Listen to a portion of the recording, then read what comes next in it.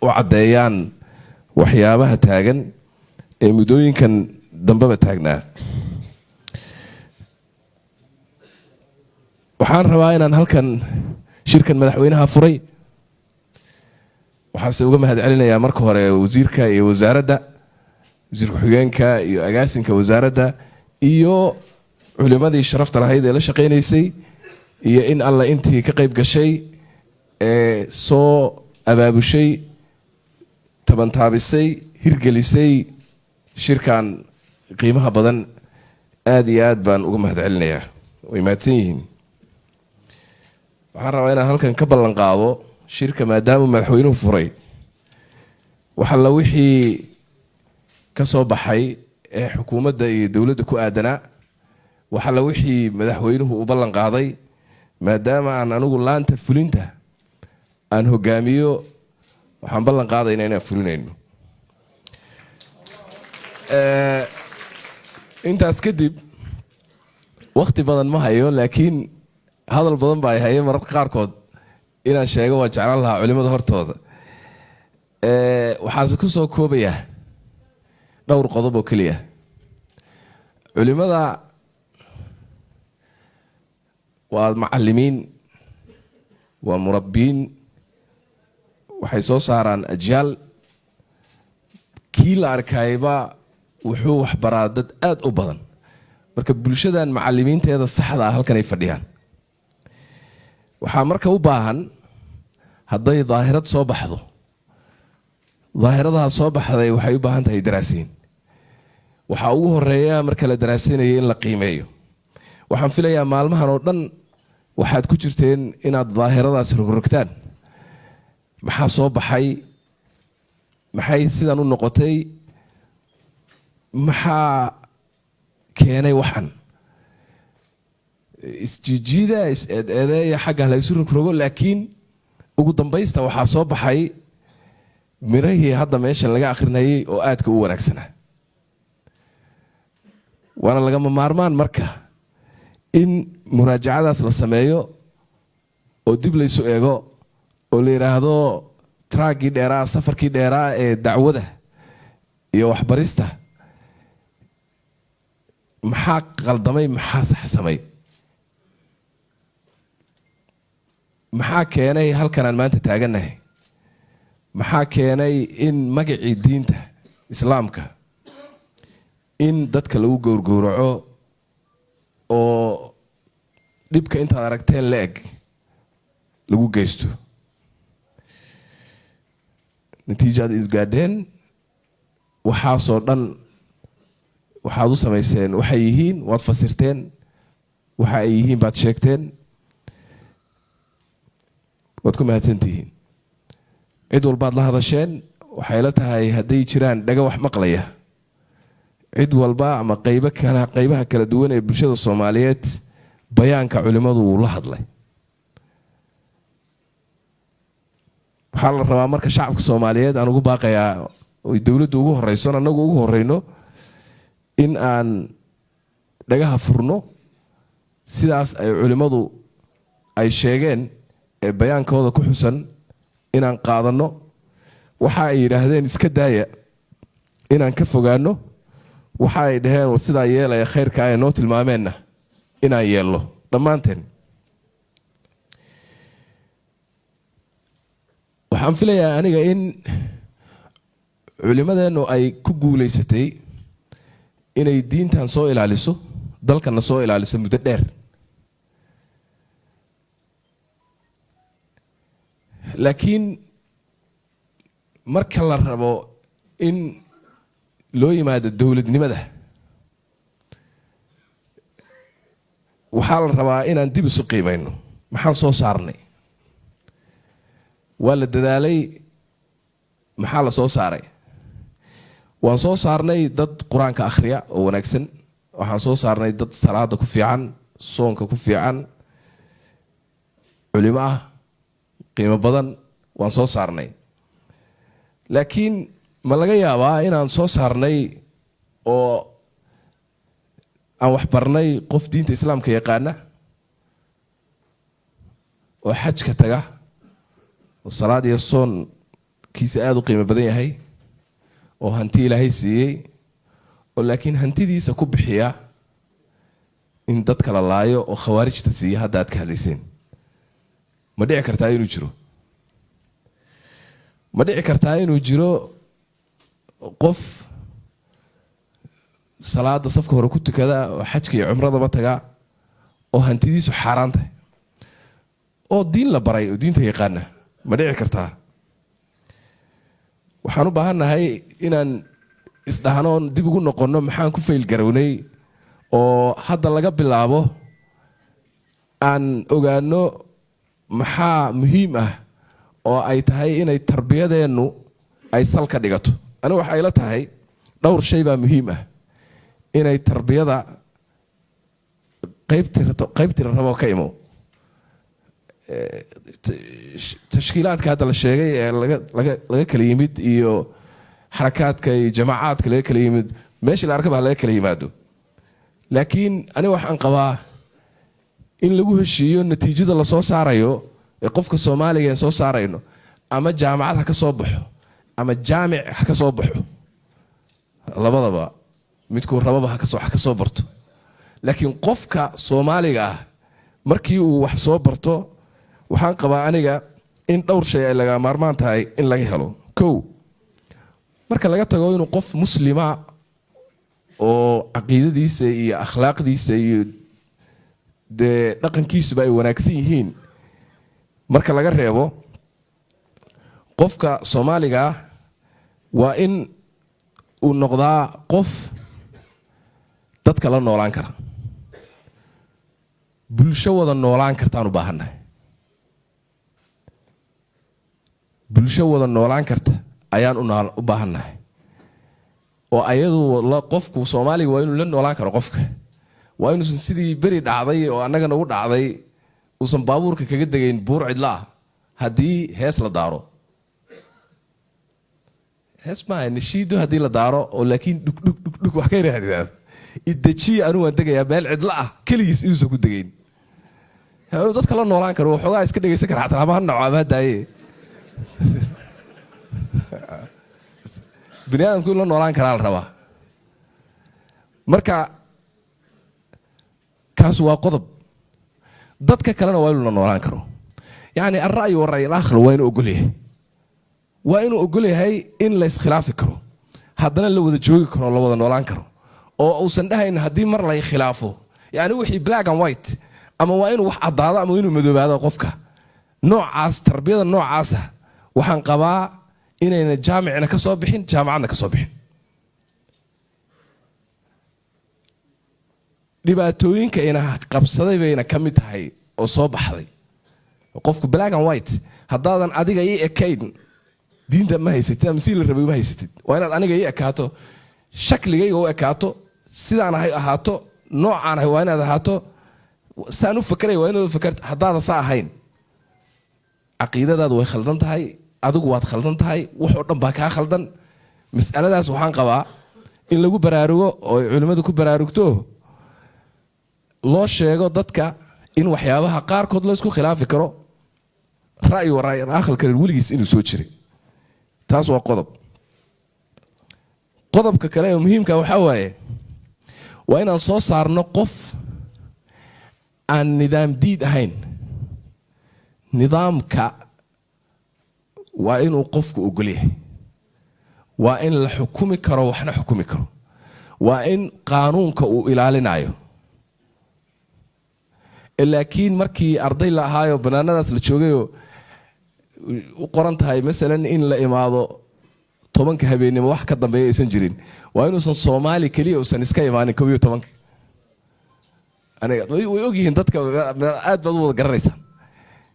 Soomaali kaliya 10 baad arkaysaayo 11 lagu kala gaaray waxaas la yiri ma iska dhib ma leh waa la iska imaanay nagee waa iska tageynaa marka waa in dad nidaam ogol oo kayasitiga iyo fawdada waa in aan diidnaa oon ka hortagno oon dadkeena ku tarbiyaynaa in fawdada laga taga qodobka labaad waxa waaye waa in aan dadkeena barno wax inuu jiro wax la yiraahdo dan guud oo la ilaaliyo dan guud wax la dhaha jirta waxa laga yaabaa inuu xaafid qur'aan yahay qofku wanaagsan yahay caawo dhan uu tahajjud u taagnaa laakiin hadduu gurigiisa ka soo baxo oo uu guriga hortiisa ama guryaha hortooda uu qashin ku arko waxa laga yaabaa inaysan dhibin qofka haddii uu arko xoolo ummadeed oo la dhacay inaysan dhibin haddii uu arko wax ummadu leedahay oo kharibmaya uu toosin karo inaysan dhibin oo caadi qofku ay la ahaato marka waa inay jirto wax la yiraahdo dan guud oo haddii la waayo cid ilaalisa dhibka iyo mashaakilku dhammaan dadkoo dhan ay camimayaan waxaan qabaa marka ilaalinta danta guud waa waxyaabaha aynaan samayn een ku fashilanahay ama aan culimo ahaano ama aan caamo ahaano iskaga mid ka nahay ka mid tahay marka tarbiyadeennu waa inay saldhigato hadda kadib meelahaas aagagaas waa meelaha dowladnimada iyo dadnimaduba ay ka soo bilaabanayso waay intaa waxaa dheer waa inaan ka fakernaa waxyaabaha laga daaro saddexda point ee laga daaro laga kiciyo qofka Soomaaliga laga kicin karo siday u wada noolaan lahayn inaan ka wada shaqeyno ayadana in laga fikray u baahantay say ku wada noolaan karaan oo la isugu daraa oo ku wada shaqeyn karaan saddex arrimood oo muhiim ah saddexdaas waxa ugu horeysa Allahu Akbar oo diinta ah midda labaadna waa axyaa wadani oo dawladda iyo dalka ah midda saddexaadna waa qabiilka saddexdan oo mid waliba gaarkiisa muhiim u yahay si isugu wadnaa waxay u baahan tahay in ayadana tarbiyadeennu ama culimadeennu laga fakaro sidee la isugu wadaa dawlad iyo qabiil dal iyo diin marba inagu maxaan sameynaa marba mid baan ku guurnaa markaasaan dadka ku leynaa culimadii la leenaya hadda 700 la leenaya waxa laga yaabaa inay axyaa wadani dishi iyo dad laga yaabaa inay wadaniyad si kale loogu soo sheegay haddana Allahu Akbar tiiba ina leynaysa oo qof Allahu Akbar le markuu kugu dhufto ku dilo ku gowraco ayaa dadka dilaya oo markuu qarxinayo dadka uu soo dhex galo takbiir dheer ku dhufanayo oo moodaysa in maaragti uu jannadii galay ayuu ku dhufanaya qabiiltu inagu hayana waa wada ogtihiin iyo dhibku inagu soo gaarsiiyay ilaa haddana inagu hayo marka mufradaadkaas ama canaasirtaas muhiimka ah qabiilku waa muhiim diintu hadda waa wada ogtihiin waa muhiim طبعا iyada ugu muhiimsan qabiilkuna waa muhiim wadanka iyo dalka iyo dawladuna waa muhiim saddexdabana dawaan haysanaa sideen isugu wadnaa dawladii iyo qabiilkii waa la isku wadi laay waa lagu wareersay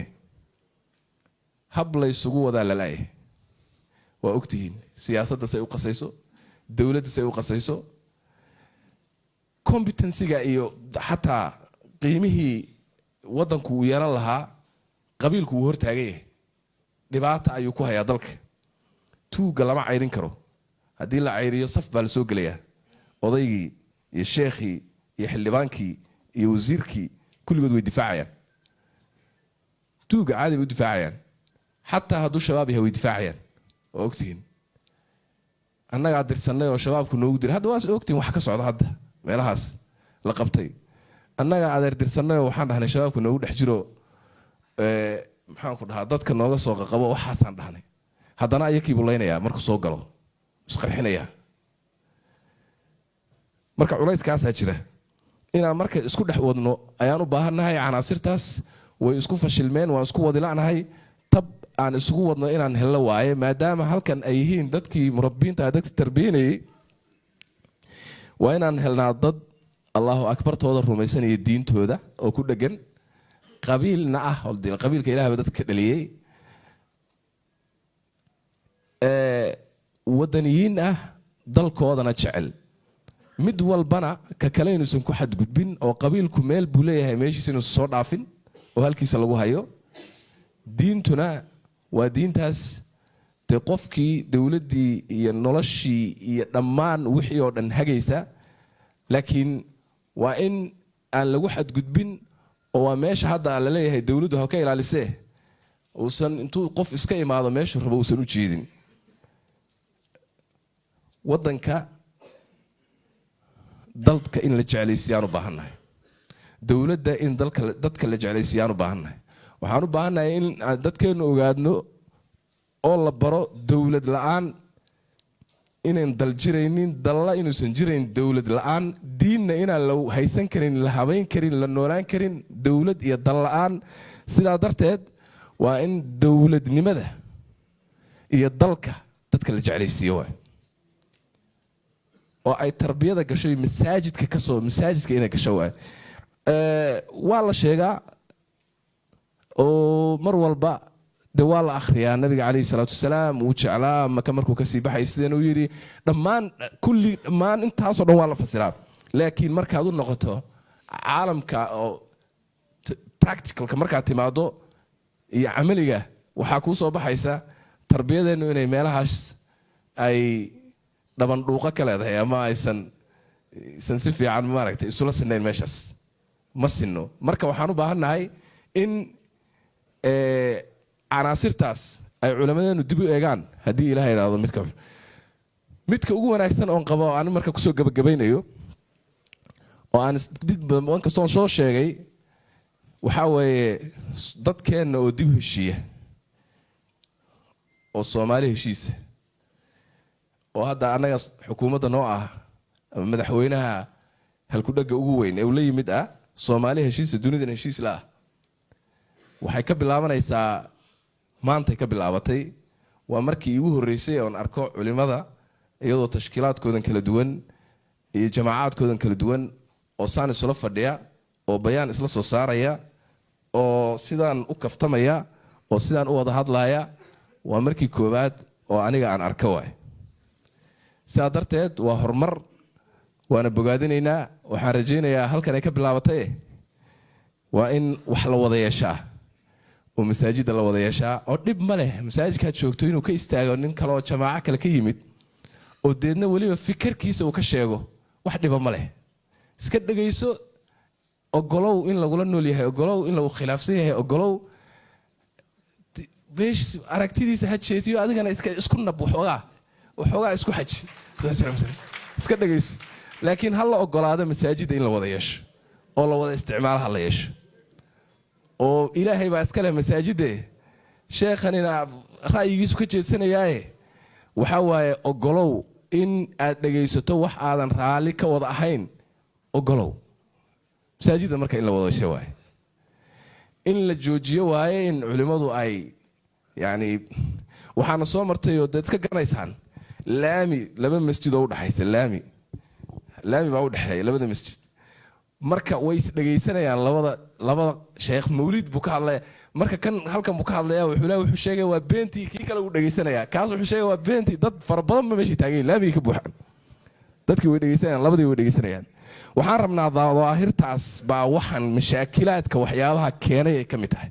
marka inaynu waxaasoo dhan aan ka weynaano oo sidan loo bislaaday uu biseelkaasi keeno oo diintu way isugu keen jirtaa ilaahay uu isugu keen dare aan isku darsanno ogolaana la rabaa marka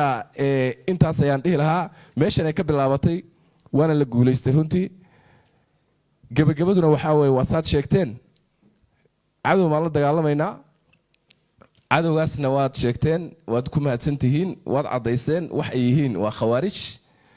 jihaad baan kula jirnaa waxaan rajaynaynaa in la garab istaago ciidamadeenna sharafta leh kula jira jihaadka kula jira waxaan rajaynayaa in loo duceeyo waxaan rajaynayaa dal iyo dibad in loo midoobo cadowgaas saan isooga soo afjari lahayn sanadkan ilaahay idankiis waa sida la sheegay caamul jamaaca la dhahay waana caamul nasri dhinaca kale dowladda waxaan rajaynaynaa inay nimankaas naga soo gabagaboobaan waxaan rajaynaynaa in cafiskii deynta haddii ilaahay idhaahdo laynagu lahaa iyo ribadii madaxa inaga fushay in ayadana ay naga soo gabagaboobi doonto haddii la yidhaahdo waxaan rajaynaynaa inaan dastuurka dalka u dhammaynayno iyo dib-u-eegistiisa aan dhammayn doono intaas haddaan samayno waxaa bilaabanayaa waa tanmiyadii iyo waddanka in la hormariyo iyo in dhaqaaluhu uu kor u kaco iyo in dadkeenni soo noqdaan iyo in sharaftii Soomaaliyeed ay dib u soo noqoto marka guul ayaan rajaynaynaa ilaahay idankiis wax yar baa inooga dhimane aynu dhammaanteen aan ka wada qayb qaadano aad iyo aad mahadsantihiin wajazaakum allah khayr wassalaamu calaykum waraxmatullaahi wabarakaatuh